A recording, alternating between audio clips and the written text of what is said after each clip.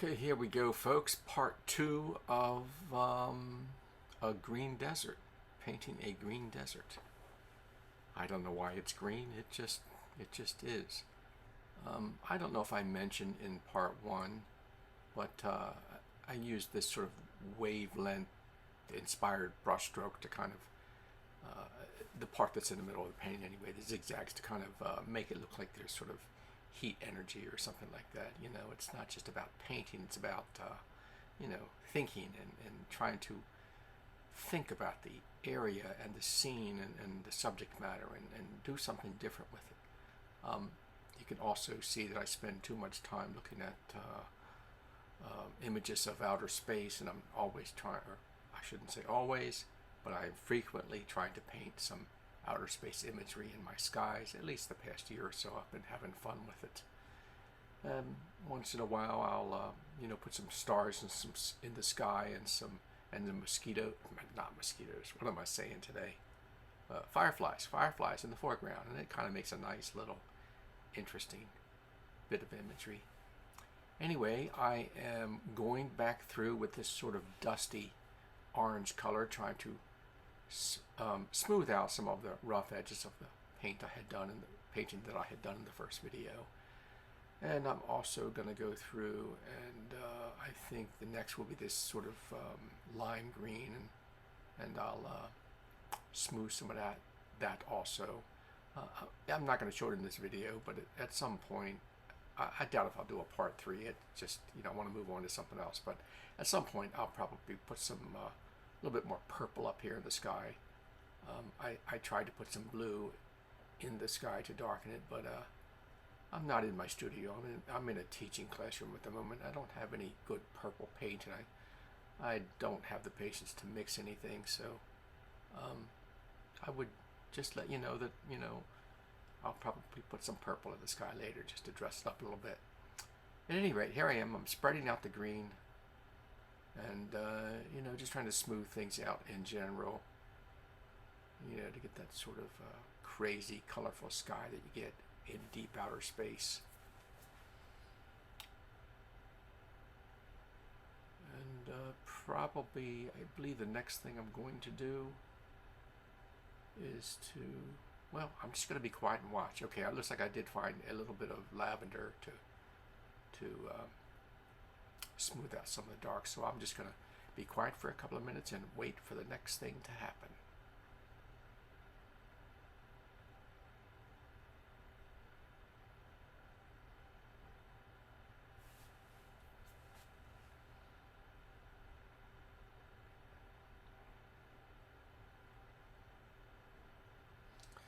And that is what I'm doing right now. I'm just using a little bit of white and a little bit of medium, and I'm just doing a little halo effect around each of the stars. And of course the paint around it is wet, so it tends to pick up whatever is in the vicinity, and it kind of contaminates the white a little bit. It's not that objectionable. It's kind of interesting how the halos of each of the stars kind of pick up the light or the color of the area next to it. And of course it tends to obliterate the little pinpoint stars that I had painted in earlier. So later in the video you will see that I go back in and I put all those little hot white spots, those little stars, back in later. So once again, I'm just gonna go into silent mode and let you watch all these little halos take place.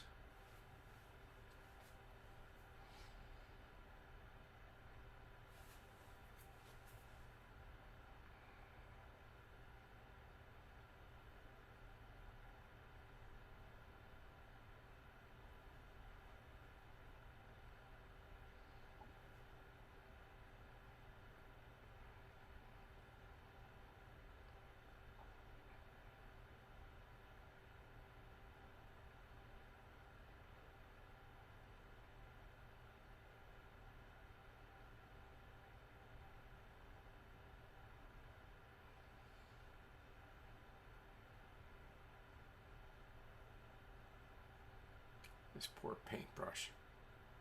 This is one of those small round bristle brushes, and I tend to use them until they're just about burned down to the metal ferrule. And I don't know, I get a favorite brush in hand, and it's kind of, it's hard to let go of. I don't know why that is. I know a lot of artists use a lot of brushes for different things. My feeling is you get a brush that you're comfortable with. You can paint anything with it, from detail to a large sky area. You just got to work that paint. Lately, I've been using mostly round brushes. I am fond of filberts. I never really liked the square brushes. I still, after all these years, I still can't tell you the difference between a flat and a bright. I just never wanted to know. Round, I understand, they're round. So here I am using round brushes.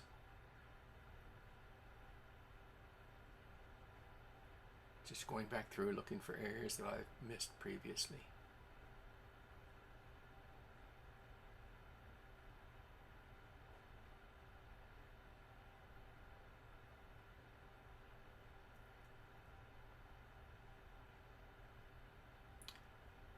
I am, with oil painting, not what you'd call a photorealistic painter. I don't tend to want to paint things as they are. I tend to want to have a little fun with them and make them a little contemporary. And here I am, just a little bit of white. I actually using a smaller brush. Isn't that something? Very small brush, just kind of trying to go back in and just putting those little hot star, bright white polka dots in there, without smearing the painting, which I usually end up with a palm full of paint, because I every now and then touch the painting and try to go easy, but every now and then I just sort of get a little paint on my hand. I know I should use a stick, but I don't always have one handy, or I don't always think of it. I'm referring to, of course, a maul stick, a little dowel, or some other rod that you would reach across the canvas and rest your arm on, but nice tool if you got it, but sometimes it's just easier to just keep on going.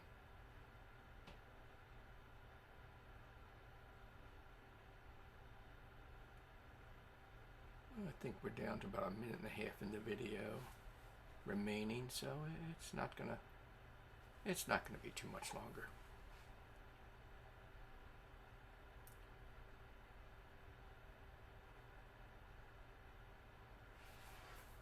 And as I think about it, maybe I will do a part 3 of this. I'll put some purple in the sky and maybe make some sort of crazy frame for it and show that process in the video. I think people would enjoy that. What I'm going to do is open-ended. I just make the decisions on the fly. Almost done, I promise.